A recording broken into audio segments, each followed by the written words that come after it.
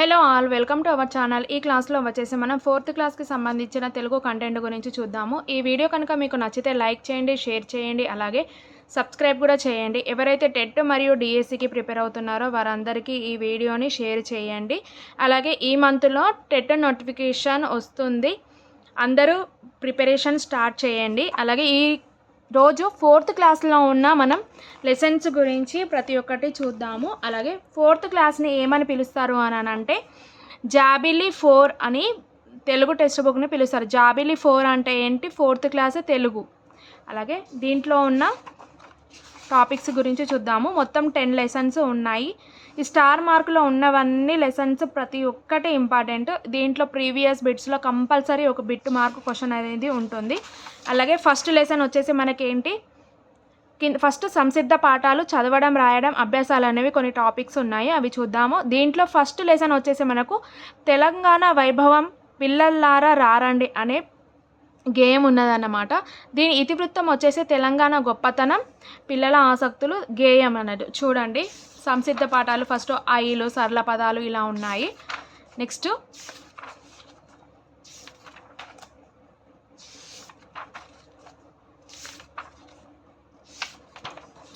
ఇక్కడ గ్రామర్ పాట ఇచ్చారు, చూడండి. అక్కలో కాకు అదే ఒత్తు, కాకు కావొత్తుగా వచ్చింది. అలాగే తర్కంలో రాకు కావొత్తు వచ్చింది. ఒక హల్లుకు అదే హల్లు ఒత్తుగా వస్తే దాన్ని ఏమంటారు అని అంటే దిత్వం అని అంటారు. ఏమంటారు? దిత్వం అని అంటారు. దానికి అదే వస్తే దాన్ని ఏమంటారు? దిత్వం అని అంటారు. అదే ఒకే హల్లుకు వేరే హల్లు ఒత్తుగా వస్తే దాన్ని సంయుక్తాక్షరం అంటారు. 3rd క్లాస్లో ఇది చెప్పాను, చూడండి ఒకసారి. సంయుక్తాక్షరం, దిత్వాక్షరం, సంశ్లేషాక్షరం అనేది. ఒక హల్లుకు వేరే హల్లు ఒత్తుగా వస్తే, ఇప్పుడు రాకి కావొత్తు వచ్చింది, ఇది సంయుక్తం. ఒక హల్లుకు అదే హల్లు ఒత్తుగా వస్తే సేమ్ ఒత్తు వస్తే దాన్నేమో దిత్వం అని అంటారు. ఇది నెక్స్ట్ లెసన్ గురించి చూద్దాము.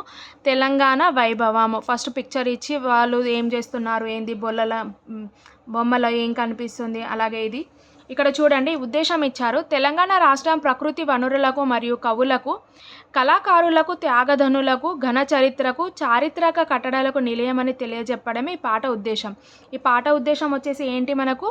తెలంగాణ రాష్ట్రం ప్రకృతి వనరులకు, అలాగే కవులకు, కళాకారులకు, త్యాగధనులకు, ఘన చరిత్రకు, చారిత్రక కట్టడాలకు నిలయమని తెలియజెప్పడమే పాఠం ఉద్దేశము. నెక్స్ట్ ఈ లెసన్ చూద్దాము. గేయం ఇచ్చారు, చూడండి. తీయ తేనీయ సోన నా తెలంగాణ, వీర చరితల కోన నా తెలంగాణ, తరగలై గోదారి తలస్నానమయ్యింది, నురగలై కృష్ణమ్మ నీ కాలు కడిగింది, తల్లి నీ కడుపులో తరగన్ని గనులు, సింగరేణి సిరులు నల్ల బంగారం పొరలు. ఏంటి? పోతన్న కైతలో పొంగి పొర్లిన భక్తి, రుద్రమ్మ చాటింది నీ పరాక్రమ శక్తి, పాల్కూరి కవాసన దేశి పదభాషల బాట, పలుకే బంగారమౌ రామదాసుని పాట. అలాగే నెక్స్ట్ ఎమలాడ వెల్పునకు కోడె మొక్కుల కొలువు, జాన్పాడు సైదులు పీరుదట్టిల మెరుపు, మెదకు చర్చిలో తులుకు క్రీస్తు కథలకు తెలుపు, తెలంగాణది నేర్పు సామరస్యము నిలుపు. నెక్స్ట్ రామప్ప శిల్పాల్ల రాజలేడి సౌరు, నింగినంటిన తీరు నిలిచె చార్మినారు, అడవిలో దేవుడు భద్రాద్రి రాముడు, ఆదివాసికి దీము కొమరం భీము. చూడండి, దీంట్లో కొన్ని బిట్స్ ఉన్నాయి, చూడండి. గోదావరి ఏమైంది? తలస్నానం అయింది. కృష్ణమ్మ కాళ్ళు గడిగింది. కడుపులో తరగనన్ని గనులు అంటే సింగరేణి అని దాన్ని ఏమని పిలుస్తారు? నల్ల బంగారం అని పిలుస్తారు కదా, అలాగే. నెక్స్ట్ రుద్రమ్మ చాటింది ఏంటి? పరాక్రమ శక్తి. పాల్కురికి సమల చేసింది దేశపాదముల బాట. నెక్స్ట్ పలుకే బంగారమై రామదాసుని పాట ఏంటి? బంగారము. నెక్స్ట్ వెములవాడకి ఏం చెప్తారు? కోడె మొక్కులు చెల్లిస్తారు కదా, అలాగే జాన్పాడు సైదులు పీరీల పండుగ, మెదక్ చర్చిలో క్రీస్తువు కథలను తెలుపుతారు. అలాగే నెక్స్ట్ రామప్ప శిల్పాలు రాజలేడి సౌరు, నింగినంటిన తీరు నిలిచే చార్మినారు, అడవిలో దేవుడు ఎవరు? భద్రాద్రి రాముడు, ఆదివాసికి ధీమం ఏంటి? కొమరం భీముడు. ఇలా నెక్స్ట్ ఈ లెసన్లో ఉన్న ఇక్కడ 2 అక్షరాలు, 3 అక్షరాలు, 4 అక్షరాలు, ఇతర అక్షరాల పదాలు రాయమని చెప్పారు, చూడండి.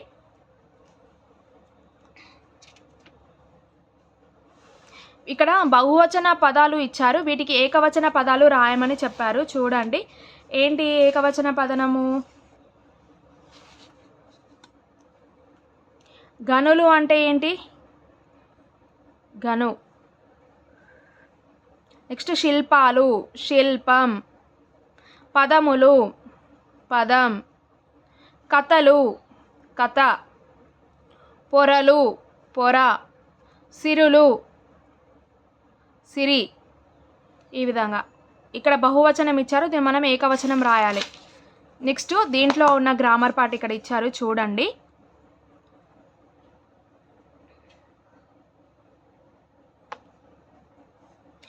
అచ్చుల హల్లుల గురించి తెలుసు కదా, పాఠం చదవండి. పాఠంలోని అచ్చు అక్షరాలు హల్లులు రాయండి. ఇక్కడ ప్రస్తుతం లేవు కదా, అర సున్నా, సున్నా, విసర్గా, ఉభయక్షరాలని అంటారు.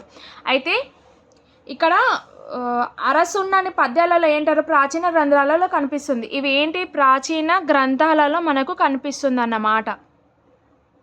అలాగే వీటిని ఎట్లా పలుకుతారో తెలుసుకొని పలకండి. అలాగే ఇవి అలా బదులుగా వచ్చినప్పుడు చ జ ర, వీటిని చ జ ర, ఇక్కడ ఒత్తులు ఉన్నాయి కదా, వీటిని తీసేసి ఇప్పుడు చ జ ర అక్షరాలుగా రాస్తున్నారు.